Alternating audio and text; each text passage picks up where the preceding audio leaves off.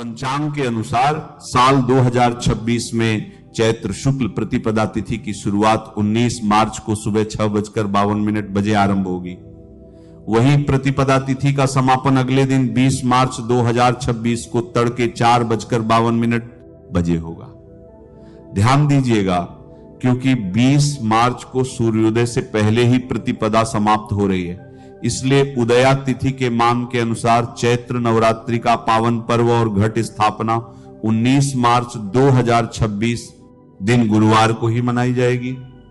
व्रत और मुख्य कलश स्थापना भी 19 मार्च गुरुवार को ही किया जाएगा। चैत्र नवरात्रि के इन पावन दिनों की तिथियों की बात करें तो 19 मार्च को कलश स्थापना के साथ माता शैलपुत्री की पूजा की जाएगी। इसके बाद 20 मार्च को द्वितीया तिथि पर माता ब्रह्मचारिणी की पूजा होगी। 21 मार्च को तृतीया के दिन माता चंद्रघंटा की आराधना की जाएगी। 22 मार्च चतुर्थी तिथि को माता कूष्मांडा पूजी जाएंगी। 23 मार्च पंचमी को माता स्कंदमाता और 24 मार्च षष्ठी को माता कात्यायनी की उपासना होगी। 25 मार्च सप्तमी के दिन माता कालरात्रि की पूजा का विधान है। 26 मार्च को महाअष्टमी के दिन माता महागौरी की पूजा और कन्या पूजन किया जाएगा।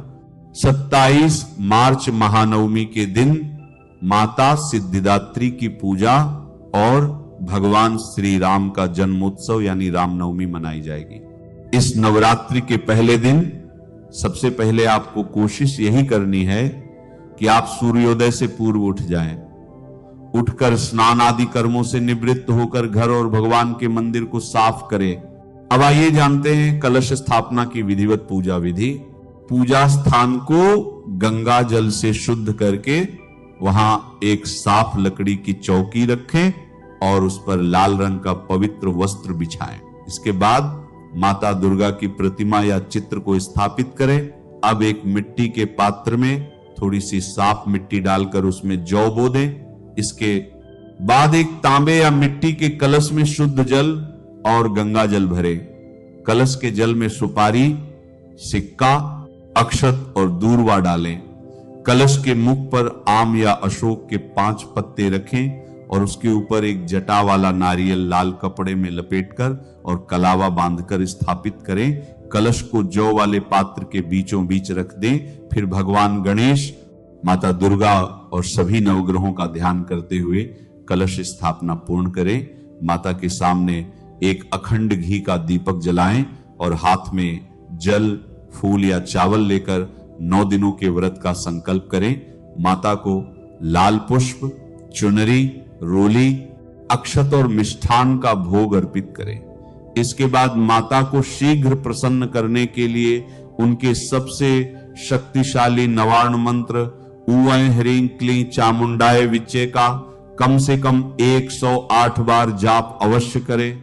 इसके बाद दुर्गा सप्तशती का पाठ करें। 2026 में चैत्र नवरात्रि पर यदि मुहूर्त अनुसार कार्य किए जाएं तो कार्य सिद्ध होते हैं। इन 9 दिनों में घर को पूर्ण रूप से साफ रखें। झाड़ू पोछा करके घर को सुव्यवस्थित करें। जूते चप्पल को मंदिर के पास या रसोई में भूलकर भी ना रखें। यदि घर गंदा रहता है या वस्त्र बिखरे रहते हैं तो देवी का प्रवेश रुक जाता है। साफ सुथरे और सुवासित स्थानों पर ही ईश्वरीय शक्तियां वास करती हैं। इन दिनों में बुजुर्गों, कन्याओं, संतों और गौ माता की सेवा विशेष रूप से करनी चाहिए। नवरात्रि के दिनों में मन, वचन और कर्म से शुद्ध रहना अत्यावश्यक है। झूठ, धोखा, चुगली या किसी का अपमान करने से बचना चाहिए।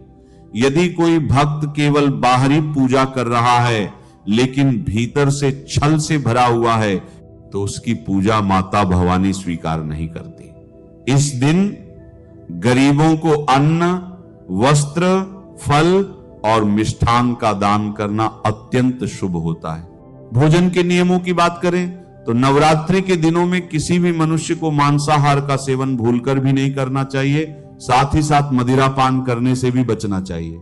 यदि आप व्रत करते हैं तो अच्छी बात है, पर यदि घर में कोई ऐसे सदस्य हैं जो व्रत नहीं रख सकते तो उन्हें भी भूल। महाराज श्री का सत्संग सुनने के लिए आप सभी का बहुत बहुत धन्यवाद। राधे राधे।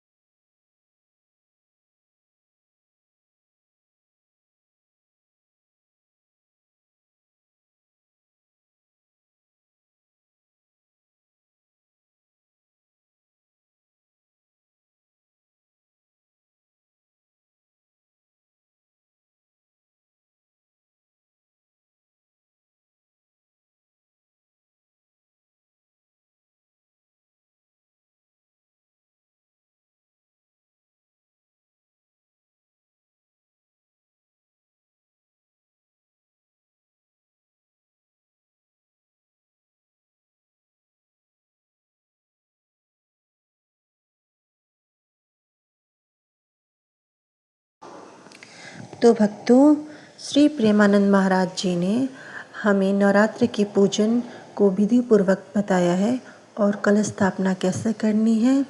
इसके लिए आप इसे ध्यान से सुनें और विधि पूर्वक पूजन करें और माता रानी का कृपा आप सभी पर बरसता रहे। राधे राधे।